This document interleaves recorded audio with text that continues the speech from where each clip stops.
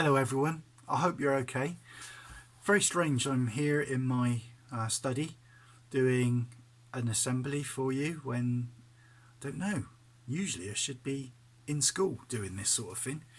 Now, tomorrow is the 8th of May, and 75 years ago Britain celebrated VE Day, Victory in Europe. Now that was when the fighting in Europe stopped between the Allies, but that's Britain and her friends, and the Germans. It stopped and everyone was able to breathe a sigh of relief. Now, the war itself had not stopped. That was going to carry on for another few months against Japan in the Far East. But for a small time, people could celebrate.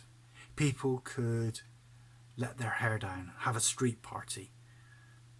There were great celebrations across this country, and in Bridport there was a fancy dress parade down at the memorial ground at St Mary's Field, and then there was also at West Bay campsite great celebrations of a party.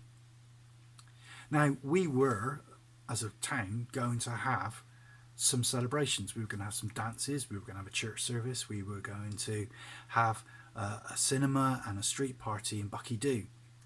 Now we can't do that because of the virus, but what we can do is we can still remember VE Day.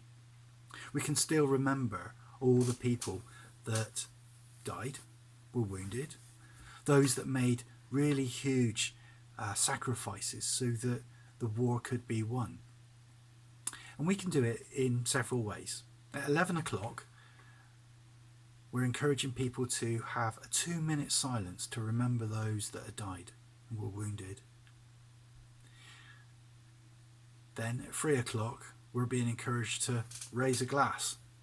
Well, that means probably have some juice or something to say thank you and cheers to those.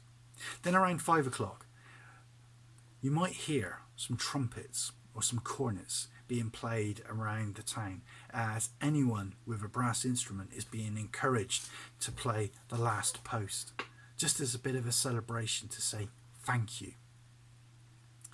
We're being encouraged to have bunting in our homes and to have a bit of a street party ourselves to say thank you to those that fought, those that worked really hard, not necessarily on the battlefield, but in factories, in down coal mines, and on the sea in the merchant navy.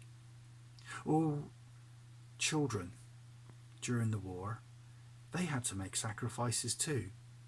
A bit like what's going on at the moment, where you're not getting a full day of school, or some of you are at home and some of you are at school, and also maybe not getting the food that you normally get. That's because there was a thing called rationing going on, where all the food had to be rationed. We couldn't get the food that we wanted, and so children were given a set amount to eat. Now that also included no fruit, no bananas, no oranges. In fact, some children, including my mum, had never seen an orange or a banana until after the war.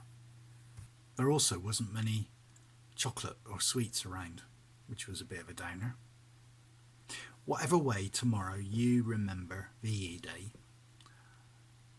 it'd be good to just remember that we are saying thank you to lots of people from all over the world, not just in Britain, but from America and Canada, from the Caribbean, from India, from Africa, from Europe, all who fought or who worked extremely hard to make our country safe, to make Europe safe. And we're saying thank you to them. One of the things that happened was in 1946, the year after, King George wrote a letter to every child in the schools in Britain. And he said, thank you very much for all the hard work that you did, all the sacrifices you made, and knowing that your parents or your older brothers and sisters might have been in danger, yet you helped them. You carried on. You didn't make a fuss. You just got on with it. And thank you. And he said this. He said, may these qualities, and that's courage, endurance, and enterprise, which is what brought about the victory, may these qualities be yours as you grow up, and as we join together in the common effort to establish among the nations of the world unity and peace.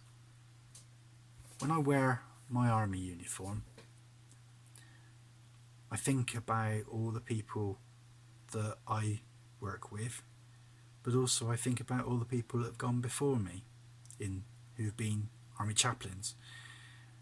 But I also think about all the people that have fought very hard so that I can try and live in a world in peace and unity. And I hope that that's what we will be able to do, to work together, to respect one another, to use our minds for great, beautiful, creative things, not war and destruction. In a minute, we're going to see a video. And in that video, you're going to see some children from Bridport Primary and St Mary's. And be standing in silence. They'll be standing in silence alongside the police, the fire, some soldiers, some sailors, some airmen. And as we say thank you, as we say thank you to all those people such a long time ago, 75 years ago, who worked so hard together so that we can enjoy the freedoms that we do.